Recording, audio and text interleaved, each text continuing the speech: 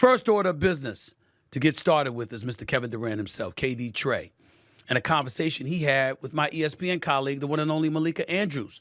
The two sat down to discuss the tumultuous trade deadline that nearly landed him back with the Golden State Warriors. That deal fell apart when it became clear KD was not interested in a reunion, and he spoke on why exactly that was the case. Take a listen. And I just wanted to read you this quote from Steve Kerr. He said, "I don't blame Kevin one bit for not wanting to rerun things here. He took so much for oh, you're jumping on the bandwagon, and then he's the finals MVP 2 years in a row, and he still gets criticized. Why would he want to face all that BS again?"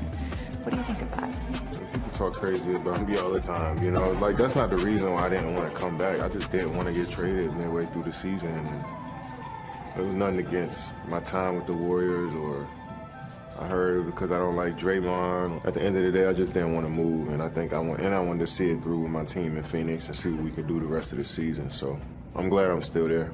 How does the second half of the season shape your outlook for even beyond this year? Moving mid-season is one thing. Moving in the summer is maybe something else. You got to ask front office about that.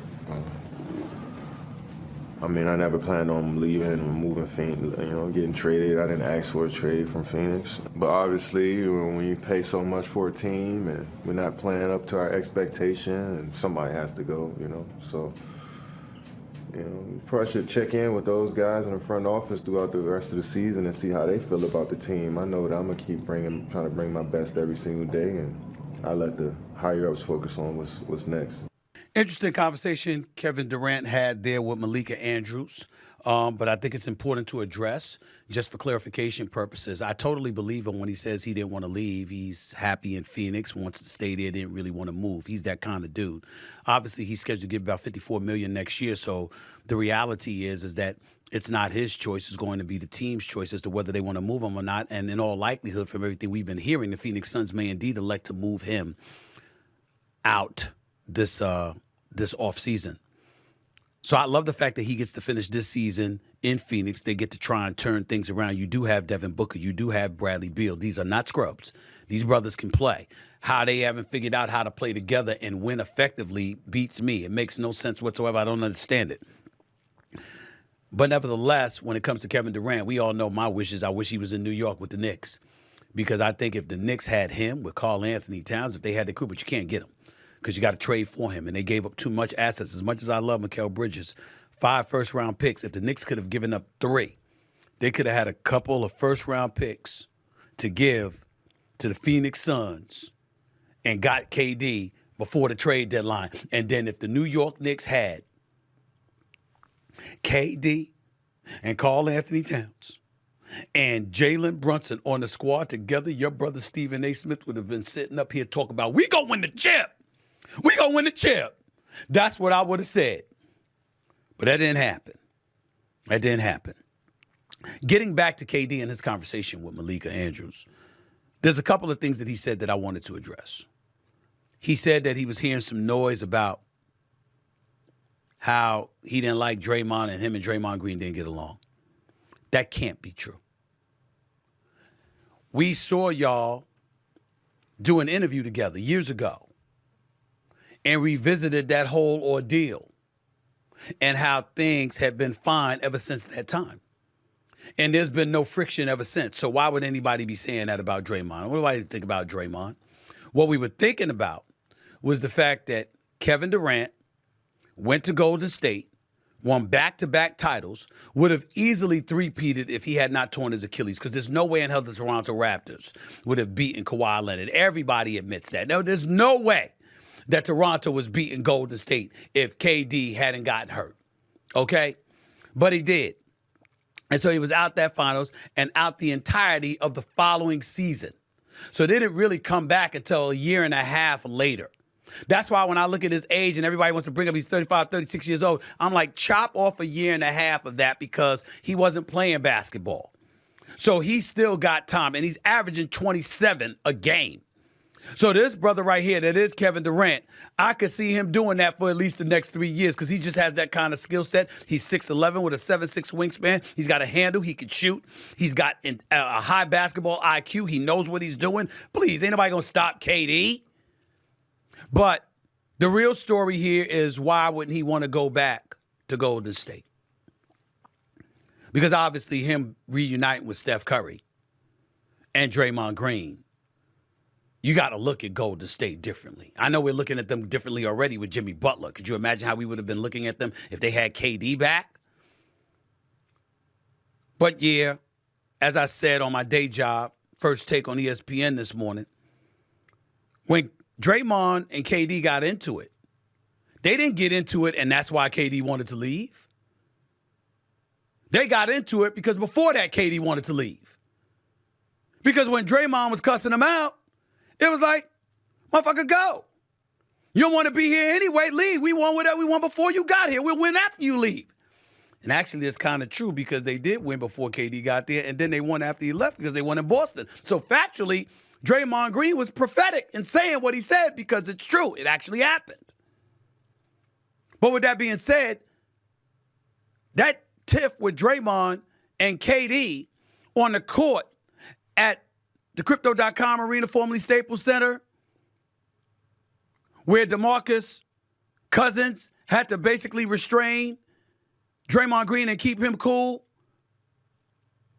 that was a product of KD already having one foot out the door. So let's get that out the way. Here's the other thing that gets out the way. We saw a quote from Steve Kerr. And Steve Kerr talked about he doesn't blame KD for not wanting to come back with all the shit that he had to absorb when he got here, whatever. Steve Kerr left something out. His relationship with KD wasn't the greatest when they were there. Everybody that covers the NBA heard that. You don't want to believe Stephen A? Believe everybody else that covered the NBA. Steve Kerr was obliged to try and have a better relationship with KD, and that's not what it materialized into for whatever reason. Of course, I've heard the reasons, but I'm not going to tell y'all that because we don't know. But we do know that Steve Kerr did not have the greatest relationship with KD. It was Bob Myers, the GM at the time, that had the relationship with KD. It was Bob Myers who escorted KD out of the arena in Toronto when he tore his Achilles into the hospital. It was Bob Myers that was seen crying on the dais when they were talking about KD in terms of all that he endures or whatever. It was a sad moment. I was right there. Y'all had to be there. It was sad to see KD go out like that, and the Toronto fans should have been ashamed of themselves. Like, if you remember, Klay Thompson was waving them off like with disgust because they were cheering that he got injured, which is not something you do. Not like that. And that's what they did.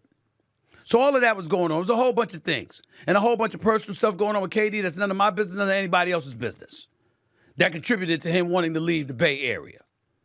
But the bottom line is he wanted out. So my attitude is, if you were the Golden State Warriors, why should you want somebody back that left of their own volition, clearly stating they didn't want to stay? That showed you somewhat how desperate Golden State was to make any kind of move. With Joe Lacob, the owner, Peter Guber, the minority owner, obviously Mike Dunleavy Jr. is your GM now, replacing Bob Myers. They were desperate to do something. Jimmy Butler's a damn good pickup, 6-time All-Star, rough and rugged. Jimmy Buckets, playoff Jimmy. That brother shows up. He's special. He's special. But we know KD's another dimension. But I just wanted to bring up the fact that there was a lot that went to that. And now the question that we have to ask ourselves is two things. Number one, what do we think Phoenix is going to do the rest of this year? I say not a damn thing more than they've done.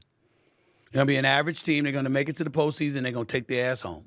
That's what I believe about the Phoenix Suns. I hope I'm wrong because KD is great and Bill is good people and Devin Booker. I just got love for that brother. He's special. And I think Budenholzer is a hell of a coach. He's a championship coach. We know this. He beat Phoenix for the championship, crying out loud. It would be nice to see them make a run. I just don't see it. And as a result, they're going to have to make a move. And the likelihood is that they're going to move Kevin Durant. So where would be the ideal place for KD to be in the last year of this deal, paying him $54 million? And by the way, somebody should give him an extension because he's great, and you know that for the next, all he wants to do is hoop. He don't want to be bothered with anything else, but he loves to hoop. And that's what he gets paid to do. So guess what? You're getting your money's worth. Who should get him? I would love it if my Knicks could. I think I might cry. I think I'd cry on national television if KD landed in the New York Knicks. And I don't give a damn what names he's called me. I don't give a damn how much he might dislike me or whatever the case may be. I'd love him for life if he was a New York Knicks fan. You never hear me utter another negative syllable about that brother. I don't give a damn. He passed gas, I'd call it perfume if he was in a New York Knicks uniform. And I ain't apologizing for it to anybody. I'm telling you that right now. That's how desperate I am for the Knicks to win a championship. That's how desperate I am. And if KD came there and Karl Anthony Towns and Jalen Brunson didn't have to leave in order for KD to get there, Knicks, yeah. Cleveland, Boston, bring them on. That's how excited I would be, but I'm just fantasizing. Got to think about the other teams. KD in Miami wouldn't be bad. Wouldn't be bad. I'm just saying. Wouldn't be bad at all. I think about that. You know what else I've thought about? As crazy as this sounds, ladies and gentlemen? Since Sam Presti seems to know how to do everything as an executive but win a championship.